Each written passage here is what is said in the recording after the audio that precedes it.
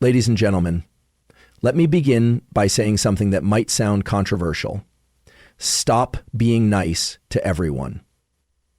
Now, before you jump to conclusions, let me be clear. I am not asking you to be rude, heartless, or selfish. I'm asking you to stop sacrificing your peace, your purpose, and your self-respect just to be liked. There is a big difference between being kind and being a people pleaser. And too many of us have confused the two. We live in a world that praises politeness, encourages agreeableness, and rewards conformity. We're taught from a young age to smile, nod, agree, and never rock the boat. But here's the problem. When you're nice to everyone at the expense of your own truth, your own energy, and your own growth, you're not being kind. You're being dishonest. Not just with them, but with yourself. Every time you say yes when you really mean no, you are shrinking your worth. Every time you avoid setting boundaries because you don't want to upset someone, you are telling yourself that their comfort matters more than your well-being. And every time you go out of your way to be liked, you're abandoning your power. Being liked by everyone is a trap, and chasing that approval is one of the fastest ways to lose yourself. You see, some people will only like you when you're easy to use, when you're always available, when you say yes without resistance. But the moment you say no, the moment you put yourself first, the moment you grow a spine, they will show you their true colors. Kindness is often misunderstood. Many people confuse it with people-pleasing, assuming they are the same. But the truth is, they are vastly different in purpose, energy, and outcome. Kindness is a strength, while people-pleasing is a trap. And if you don't know the difference, you might be draining yourself in the name of being nice. Kindness comes from a place of love and respect, both for others and for yourself. It's a conscious decision to treat people with empathy, compassion, and humanity. It means helping someone when they're down, speaking truth with grace, offering your time or ear when someone truly needs it. But kindness is also honest. It doesn't hide behind fake smiles or sugar-coated words. It doesn't say yes when it means no. It doesn't allow others to walk all over boundaries just to keep the peace. People-pleasing, on the other hand, doesn't come from strength. It comes from fear. Fear of rejection, fear of judgment, fear of being seen as difficult or selfish. It's driven by the desire to be liked, to be accepted, to be seen as a good person. But in trying to make everyone else happy, people pleasers slowly abandon themselves. They silence their opinions, suppress their needs, and exhaust their energy trying to maintain an image. And in doing so, they often feel unseen, unappreciated, and resentful. The truth is, kindness respects boundaries. People-pleasing ignores them. Kindness allows you to say no with love. People-pleasing says yes with bitterness. Kindness is grounded in self-awareness. People-pleasing is rooted in insecurity. And here's the irony: while people-pleasers work so hard to be liked, they often end up feeling invisible. Because the more you try to be everything for everyone, the more people forget who you really are. Kindness doesn't require self-sacrifice. It doesn't demand that you burn yourself out just to be worthy. Real kindness starts with being kind to yourself. That means listening to your own needs, honoring your truth, and protecting your peace. It means making decisions based on values, not validation. It means being okay with disappointing others sometimes because you're no longer willing to disappoint yourself. It's important to understand that you can still be kind and direct. You can be loving and firm. You can disagree without being disrespectful. Kindness doesn't mean you allow toxic behavior. It doesn't mean you give endless chances to people who continue to hurt you. It means you show up in the world with authenticity, empathy, and courage, even when it's uncomfortable. Letting go of people-pleasing doesn't make you cruel. It makes you clear. It makes you honest. And it gives you room to connect with people who value your real self, not just the version of you that keeps saying yes out of guilt or fear. When you choose kindness over people-pleasing, you choose power over passivity. You step into relationships where your no is respected just as much as your yes. You create space for real connection, not performance.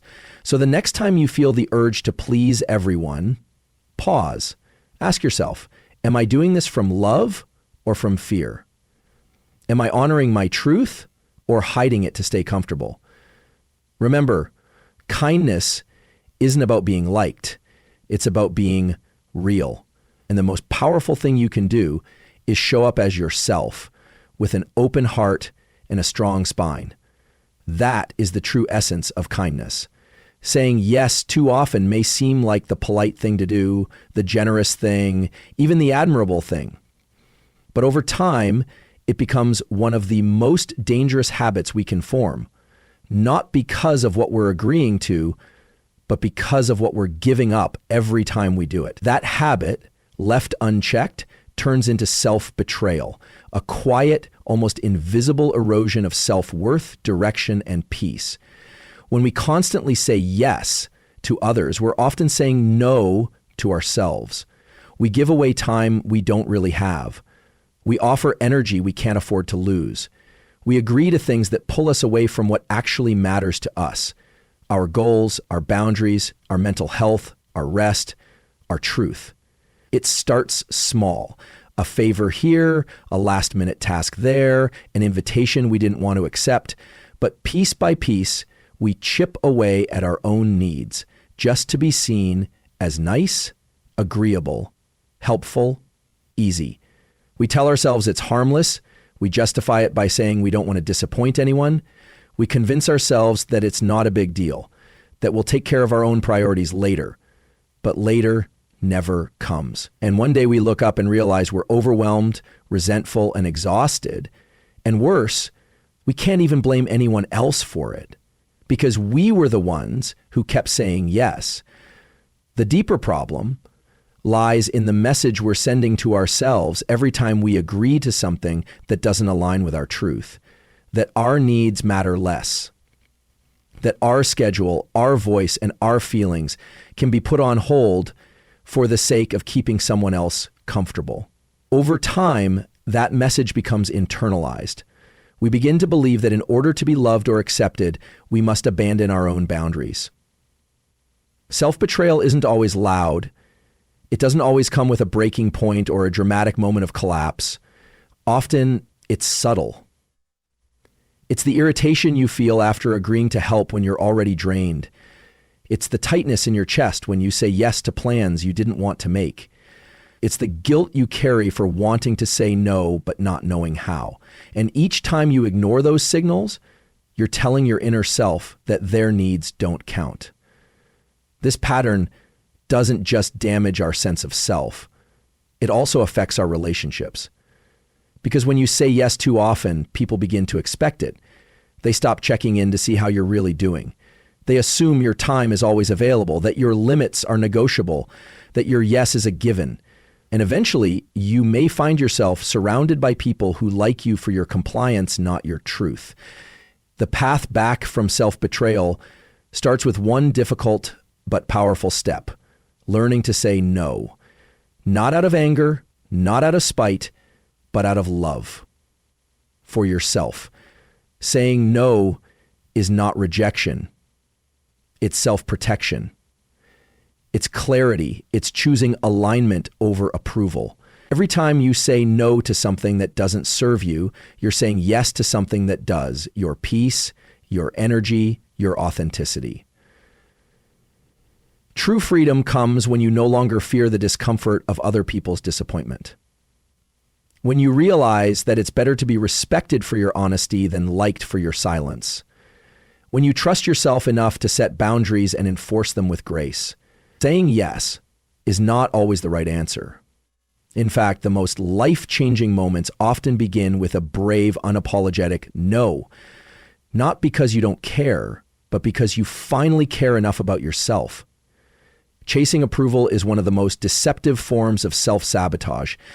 It feels like connection, like acceptance, like validation, but in reality, it is often the slow erosion of personal power. When your choices, behaviors, and words are constantly filtered through the lens of will they like me or will they approve, You are no longer living for yourself. You are performing.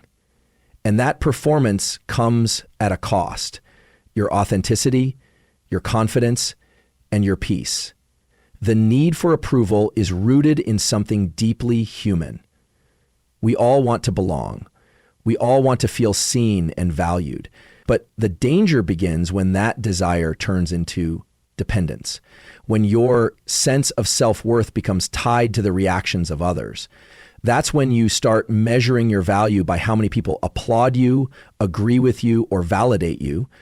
That's when your inner compass gets replaced by external opinions, and you begin to drift from who you truly are. Every time you make a decision to avoid disapproval, you abandon a piece of your truth. You silence your voice in a conversation, not because you don't have something meaningful to say, but because you fear it might offend someone. You hold back on your goals, your creativity, your boundaries, because stepping fully into your power might trigger judgment or rejection. And so you shrink, you soften, you play small, not out of humility, but out of fear. The more you chase approval, the more disconnected you become from your core. You start to second guess yourself. You filter your thoughts. You suppress your needs. You become overly focused on how you're perceived and slowly forget how you actually feel. And while approval may come in temporary doses, a compliment here, a like there, it's never enough. Because when you're living for others, no amount of validation can fill the void left by self-abandonment. What's worse is that when you seek constant approval, you give people power over you. You hand over the steering wheel of your life to others, allowing their opinions to dictate your direction. You become more reactive and less intentional. You lose the ability to trust your own instincts because you're always waiting for someone else to tell you you're doing okay. And this creates a life of emotional dependency, a constant loop of seeking, pleasing, and adjusting to avoid conflict or rejection. Personal power is not about being loud or dominant. It's about alignment. It's about knowing who you are, what you believe, and standing in that truth with quiet confidence, even if not everyone claps for you. It's having the courage to disappoint others when necessary, to risk being misunderstood, to be okay with not being everyone's favorite. That kind of strength comes from within, not from approval, but from self-trust. Reclaiming your personal power means learning to live from the inside out, not the outside in. It means defining your values and making decisions based on what aligns with them, not based on who will or won't agree. It means speaking up even when your voice shakes, setting boundaries even when it's uncomfortable, and choosing growth over people-pleasing. Today they love you, tomorrow they forget you. But self-respect, that lasts. When you live in integrity with your true self, you no longer need constant applause. You become rooted, unshakable, and free. Approval becomes a bonus, not a requirement. Letting go of the need for approval doesn't mean you stop caring about others. It means you stop abandoning yourself to keep them comfortable. That's when you truly step into your power, not because someone gave it to you, but because you finally stopped giving it away. Boundaries are not walls. They are not punishments, ultimatums, or rejections. Boundaries are acts of self-respect, clear, intentional lines we draw to protect our well-being, energy, and values.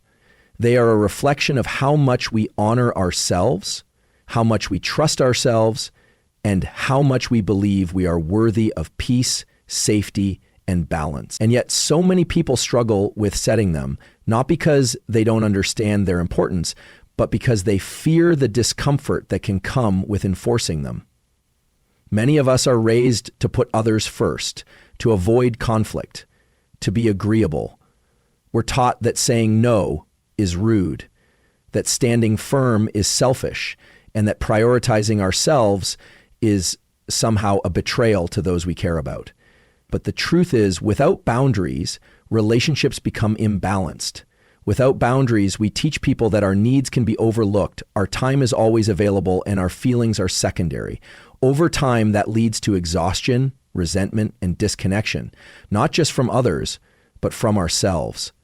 Setting boundaries is not an act of aggression. It's an act of clarity. It says, this is what I need to stay grounded. It communicates, this is what's okay for me, and this is what isn't. And by expressing that, you give people a roadmap to have a healthy relationship with you. Boundaries don't push people away. The right people respect them. The ones who don't, we're only benefiting from your lack of limits. Boundaries help protect your energy, which is one of your most valuable resources. When you say yes to everything and everyone, you eventually say no to yourself. Your time becomes fragmented. Your emotional bandwidth is stretched thin. And slowly, you stop showing up in your life with joy and intention. You start operating in survival mode. But when you establish boundaries, you regain control over where your energy flows. You choose where to invest it and where to conserve it. You begin to live intentionally rather than reactively. There's a deep confidence that comes with setting and honoring your own boundaries. It reinforces the belief that you matter, that your voice counts, that you don't need to bend to be worthy. This kind of self-respect is powerful. It's not about ego, it's about alignment. And the more you practice it, the more empowered you feel in every aspect of your life. Your work, your relationships, your health, your goals. Yes, setting boundaries can be uncomfortable at first. People may resist, especially if they've become accustomed to you always saying yes or never speaking up. But that discomfort is temporary. What's far more painful is living a life that feels out of alignment, where you're constantly drained, undervalued, or emotionally overwhelmed. Boundaries may cause short-term tension, but they create long-term peace. You are not responsible for managing other people's emotions. You are not responsible for making everyone else comfortable at your own expense. Your only true responsibility is to honor your truth and communicate it with kindness and courage. Boundaries allow you to do that. They are not barriers to love. They are bridges to healthier, more honest relationships. Boundaries are not about controlling others. They're about protecting yourself. They're not about shutting the world out. They're about making sure you can remain open, safe, and whole within it. When you set a boundary, you're not being difficult or distant. You're being clear about what it means to truly respect you. And there is nothing more powerful, more healing, or more freeing than that. Every interaction you have is a lesson, not just for you, but for the people around you. Whether you realize it or not, you are constantly teaching others how to treat you by what you allow, what you accept, what you reinforce, and what you tolerate. You teach people how to treat you not by your words alone, but by your behavior, by your boundaries, your responses, your silence, your forgiveness, and your stand. When you consistently put others before yourself without question, you teach them that your needs are not a priority. When you tolerate disrespect or dismissive behavior without addressing it, you teach them that it's okay to devalue you. When you remain silent in the face of being mistreated, you teach them that your voice doesn't need to be considered. And when you overextend yourself, say yes when you mean no, or bend to avoid conflict, you send the message that your comfort and well-being are negotiable. This doesn't mean you are to blame for other people's bad behavior, but it does mean you have more influence than you think. People respond to what they think they can get away with. They respond to the energy you bring into the relationship.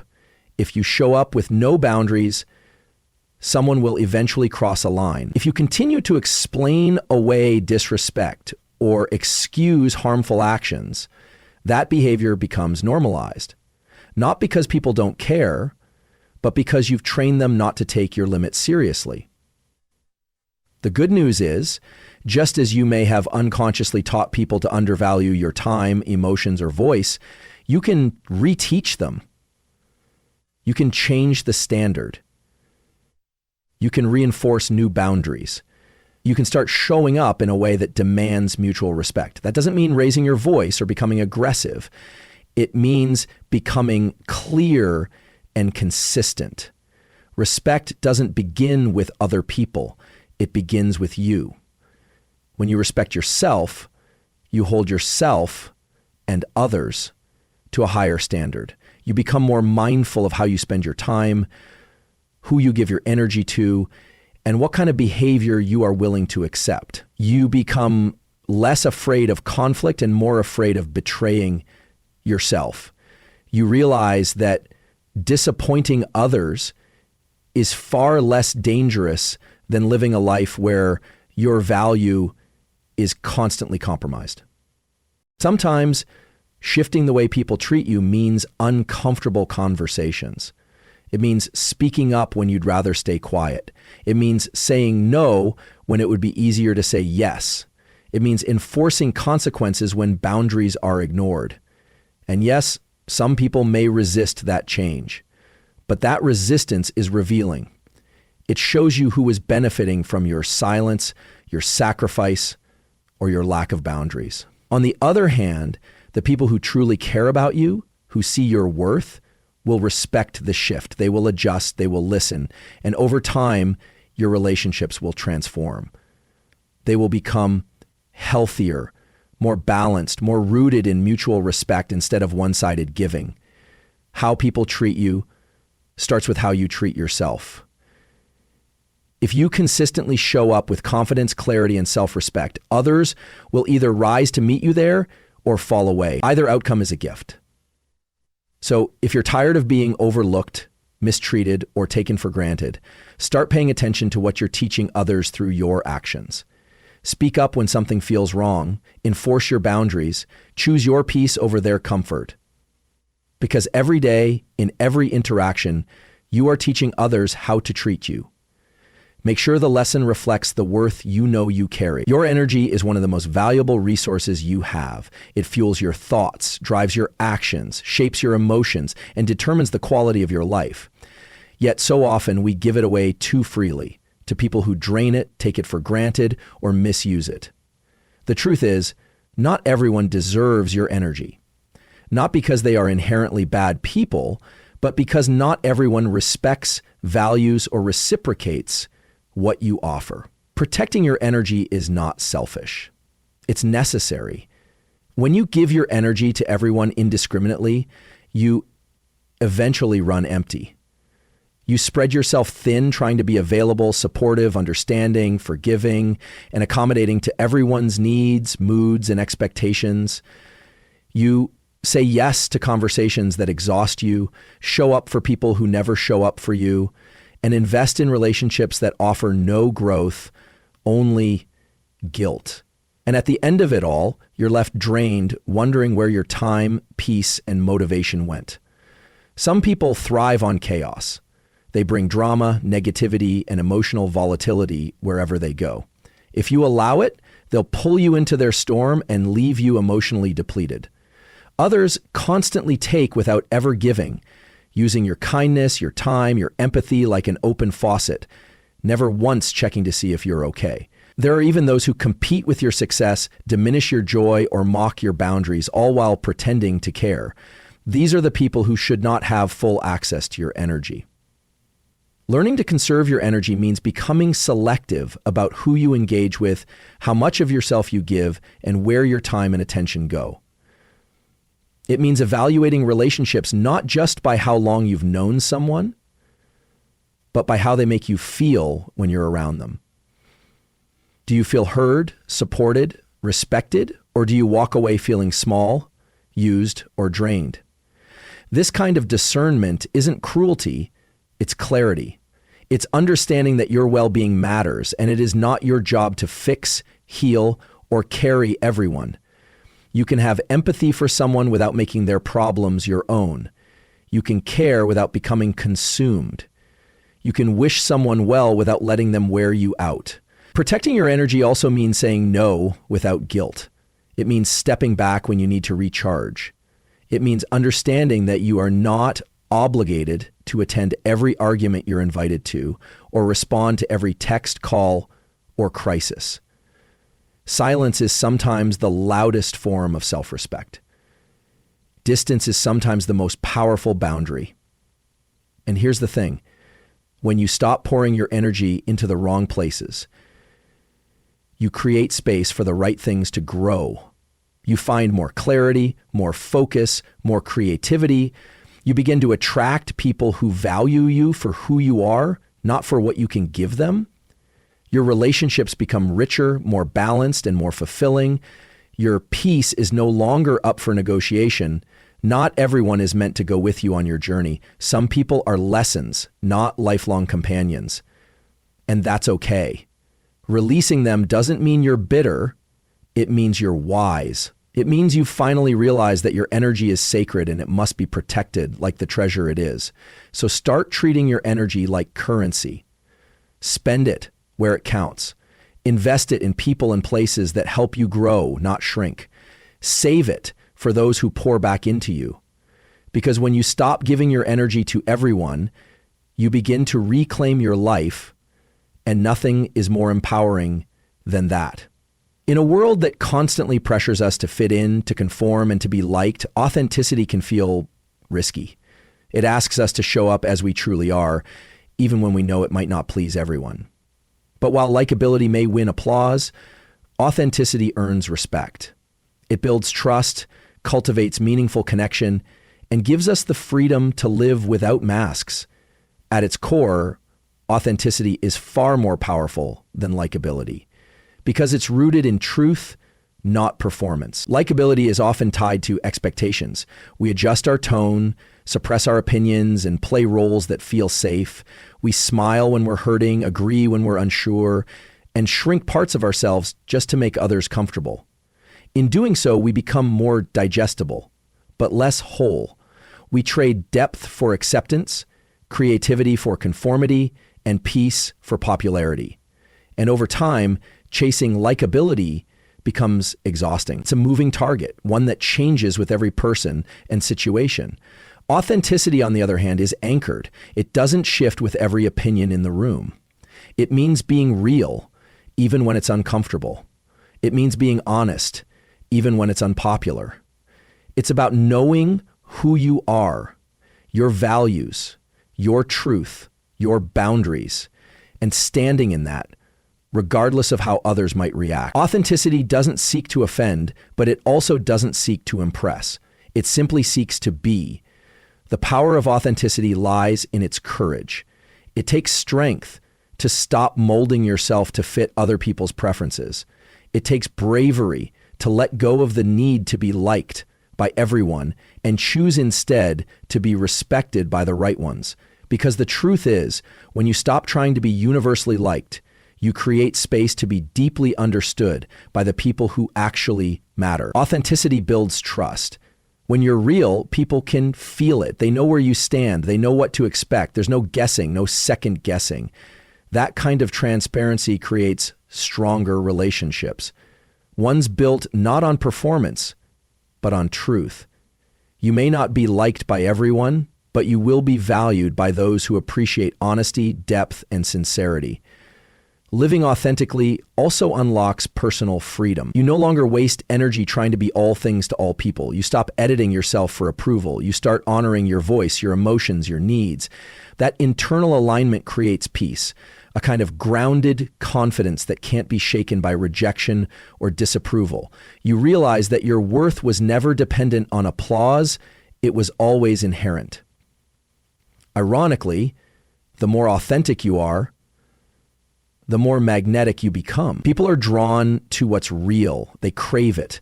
In a world full of filters, curated personas, and polite dishonesty, authenticity stands out. It resonates. It inspires. It reminds others that they too can show up fully. And in that, your presence becomes not only powerful, but liberating. Choosing authenticity over likability is not about being harsh or dismissive. It's about being honest without apology. It's about respecting yourself enough to be seen fully and clearly. It's about realizing that not everyone has to like you, and that's okay. The right people will, and those are the ones who matter. So stop filtering your soul to please the crowd. Stop dimming your light to make others feel comfortable. Show up, speak up, be real. Because your truth, your voice, your presence, unmasked and unapologetic, is the most powerful thing you can offer. Likability fades, but authenticity endures. And in the end, living true to who you are will always be more meaningful than being liked for who you're not.